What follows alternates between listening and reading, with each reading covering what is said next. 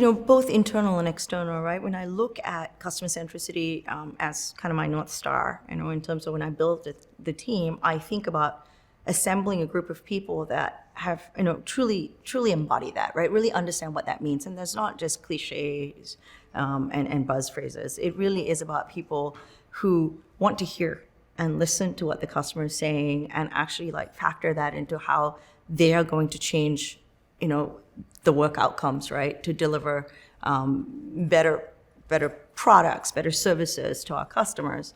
At the same time, when I look externally at our customer base, our customers are not monochromatic, right? They come from all walks of life, all countries, all ethnicities, genders, et cetera. And so if we're not representative of that in our outreach, in our interactions, we're going to become very insular, right? And so it's really important. I mean, you don't want to send 10 white men to a meeting to meet with a female CIO, who it doesn't matter. I'm sure the female CIO can, more than well handle herself, but what does that say about, the company, right?